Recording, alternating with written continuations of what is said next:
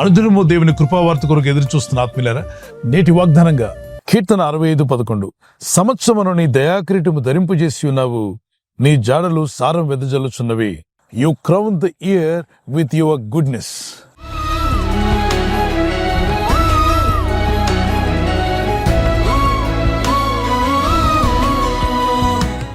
ఒక నూతన సంవత్సరము అన్నప్పుడు మనం గుర్తుపెట్టుకోవాల్సిందే, దయాకిరీటం ప్రభు మనకు దయచేశాడు. దేవుని దయతో మనకు అనుగ్రహించబడింది కనుక ఇది ఒక కిరీటం లాగా మనం భావించాలి. ఒక జన్మదినం జరుపుకుంటున్న నూతన సంవత్సరంలో ప్రవేశించిన మనం గుర్తుపెట్టుకోవాల్సింది, ఈ సంవత్సరాన్ని ఇచ్చినవాడు ఆయనే, ఆయుష్ను పెంచువాడు ఆయనే. ఆయన యందు విశ్వాసం ఉంచి ప్రార్థించే వారికి వృక్ష ఆయుష్ని ఇస్తా అన్నాడు. అంటే వృక్షాలకు ఉన్న ఆయుష్ చాలా గొప్పది కదా, ఎన్నో ఏళ్లగా బతికే ఉంటాయి. 2000 సంవత్సరాలు 3000 సంవత్సరాల చెట్లు ఇప్పటికీ బతుకున్నాయని మనం వింటున్నాం. ఇజ్రాయెల్ యాత్రకు మీరు వెళ్ళినట్లయితే ఆ యొక్క యెరూషలేములో గెత్సెమనే తోట అనే ప్రాంతానికి మీరు వెళ్ళినప్పుడు ఆ ఒలివల తోట, అద్భుతమైనటువంటి ఒలివ చెట్లు ఉంటాయి. సుమారు 2000 సంవత్సరాల కన్నా ఎక్కువ వయసు కలిగినటువంటి చెట్లు అక్కడ కనబడతాయి. దేవుని యందు భయభక్తి కలిగి ఉన్నప్పుడు 70, 80, 90, 100 కాదు, నిత్యత్వంలోకి నడిపిస్తాడు దేవుడు. ఇటర్నిటీ అన్నప్పుడు ఈ లోకాన్ని వదిలాక మన జీవితం పరలోకమందున్న దేవుని యందు యుగ యుగాలు ఆయనతో కూడా జీవిస్తాం. అది గొప్ప ధన్యత. ఆ ధన్యతనిచ్చేవాడు ఆయనే. ఈ 2026 ఈ నూతన సంవత్సరం అనే దయాకిరీటం ప్రభు మనకు దయచేశాడు. అనేక కిరీటాల గురించి బైబిల్లో మనం చూస్తాం. జీవ కిరీటం, అక్షయ కిరీటం, వాడుబారిన కిరీటము, నీతి కిరీటము, అలాగే అద్భుతమైనటువంటి దయాకిరీటం కూడా దయచేవాడు ఆయనే. నూతన సంవత్సరం మన జీవితంలో యాడ్ అయిందంటే ఆయన ఒక కిరీటం మీకు ఇచ్చాడని అర్థం. ఈ సంవత్సరం అనే కిరీటాన్ని జాగ్రత్తగా వాడుకోండి. కిరీటాన్ని ఎక్కడ పడితే అక్కడ పడేయం, అది తల మీద పెట్టుకుంటాం. అలాగనే సమయాన్ని వృధా చేయకుండా ఎఫెసీ పత్రిక 5:15-16 అజ్ఞానుల వలె కాక జ్ఞానుల వలె మీ సమయాన్ని సద్వినియోగం చేసుకోండి. అజ్ఞానులు దుర్వినియోగం చేసుకుంటారు సమయాన్ని, జ్ఞాని సమయాన్ని సద్వినియోగం చేసుకుంటాడు. సద్వినియోగం అంటే మంచిగా వినియోగించుకోండి. మంచి విద్య నేర్చుకోండి, మంచి పనులు నేర్చుకోండి, మంచి విషయాల పట్ల ఆసక్తి కలిగి ఉండండి, మేలైన విషయాలు నేర్చుకోవడానికి ప్రయత్నం చేయండి. అది మీకు మేలు, మీ కుటుంబాలకు మేలు. ఈ లోకంలో ఎంతో మంది దేవుడు ఇచ్చినటువంటి సమయం అంతా వృధా చేసుకుంటూ ఉంటారు.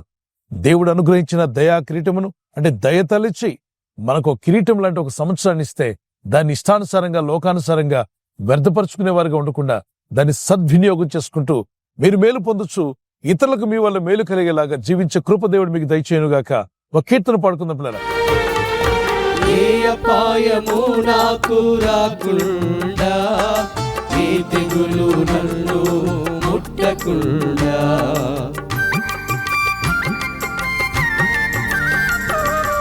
ఏ అపాయము నాకు రాకుండా, ఏ తెగులు నన్ను ముట్టకుండా, రక్షించినావయ్యా, పోషించినావయ్యా, రక్షించినావయ్యా, పోషించినావయ్యా, నే బ్రతుకు దినములు పొడిగించినావయ్యా.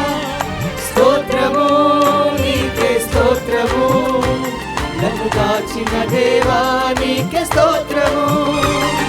స్తోత్రము నీకే స్తోత్రము, కాపాడిన దేవా నీకే స్తోత్రము.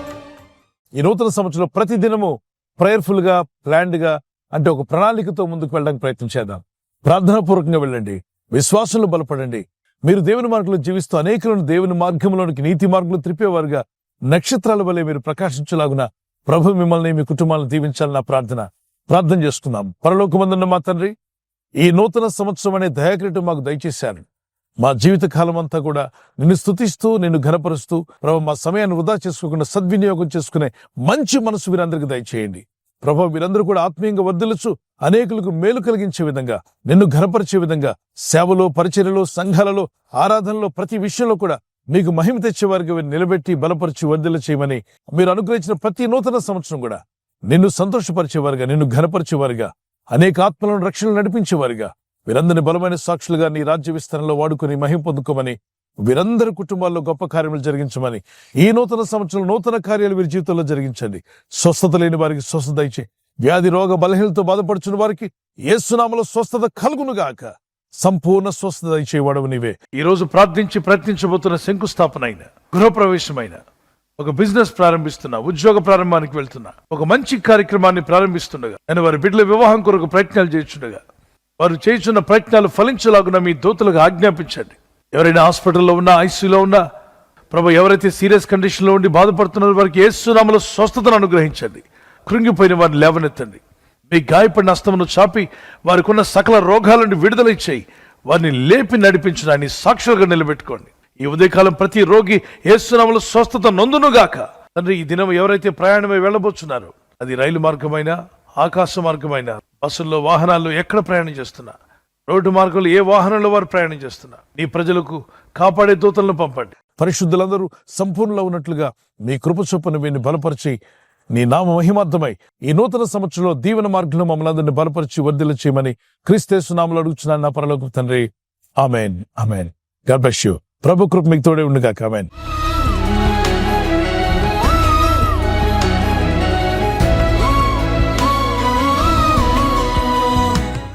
బర్త్డే జరుపుకునే వారికి may God bless you with showers of blessings may come upon you. May God crown you with crown of kindness. నీవు నడవవలసిన మార్గమును నీకు బోధించదును, నీ మీద దృష్టి ఉంచి నీకు ఆలోచన చెప్పేదను. కీర్తన 32:8 I will instruct you and teach you in the way you should go. Today is your promise.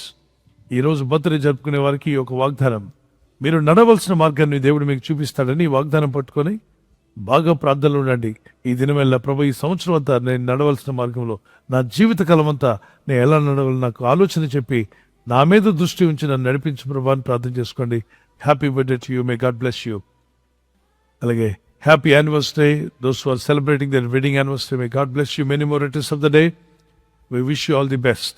Between husband wife మీ ఇద్దరి మధ్యలో ప్రేమానురాగాలు దేవుడు దయచేయునుగాక. దినమెల్లా వారు దయాళురై అప్పు ఇచ్చుచుందరు, వారి సంతానపు వారు ఆశీర్వదింపబడుదురు. దేవుడు మీకు ఆ స్థితి దయచేయునుగాక. ఈ వాగ్దానం పట్టుకుని భార్యాభర్తలు ఇద్దరు కూడా మోకరిల్లి ప్రార్థించండి. పెద్దవారైతే కూర్చొని అయినా ప్రార్థన చేయొచ్చు. కనుక మీ ఇద్దరి మధ్యలో దేవుని కనికరము, దయ ఉండాలి. మీ కుటుంబం, మీ సంతానము ఆస్వాదించబడాలి. ఒకవేళ పిల్లలు లేరు అన్నట్లయితే దంపతులైన మీకు సంతానం ప్రభు దయచేయునుగాక.